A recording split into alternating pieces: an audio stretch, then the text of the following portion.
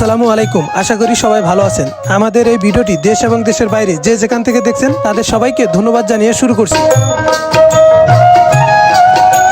এখন শীতকাল, আর আমাদের এলাকায় যেহেতু শীতের পরিমাণটা একটু বেশি, তাই কনকনে শীতে এবং পশ্চিমা বাতাসে জনজীবন একেবারে দিশেহারা, বিশেষ করে বয়স্ক মানুষ এবং শিশু বাচ্চাদেরকে নিয়ে।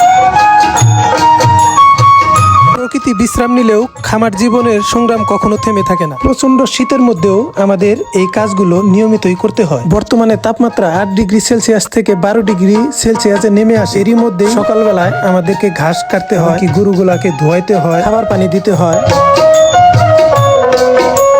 আমার দিনটা শুরু হয় খামারে গরু বাছুরকে পরিষ্কার করানো নিয়ে, আর ঠিক শেষ হয় একইভাবে। একটা খামার টিকিয়ে রাখতে কতটা যে কষ্ট করতে হয় একমাত্র খামারি ছাড়া অন্য কেউ বুঝবে না। মহান আল্লাহ তাআলাকে শুকরিয়া জানাই, যিনি আমাকে সুস্থ রেখেছেন, ভালো রেখেছেন এবং আমার কাজগুলো আমাকে করার তৌফিক দান করেছেন। তার জন্য আমি আমার স্বপ্নগুলোকে ধীরে ধীরে বুনতেছি। একদিন এর ফল ঠিকই পাবো ইনশাআল্লাহ।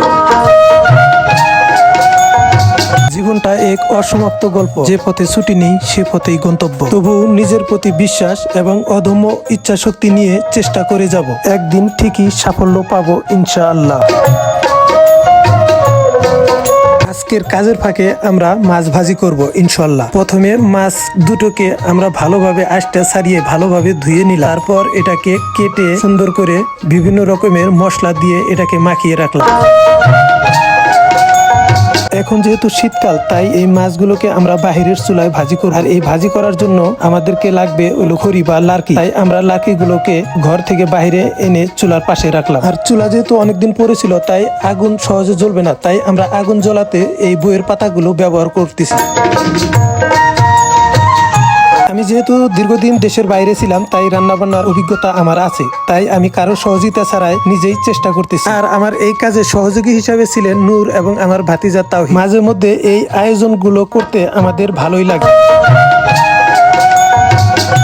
আপনারা যারা আমার এই ভিডিওগুলো নিয়মিত দেখেন এবং লাইক কমেন্ট শেয়ার করে আমাকে আরো নতুন নতুন ভিডিও বানাতে উৎসাহিত করেন, তাদের সবাইকে আবারও ধন্যবাদ জানিয়ে শেষ করছি। আপনারা ভালো থাকবেন, সুস্থ থাকবেন, আমাদের জন্য দোয়া করবেন। আল্লাহ তাআলা যেন আমাদের খামারে বারাকা দান করে। আল্লাহ হাফেজ।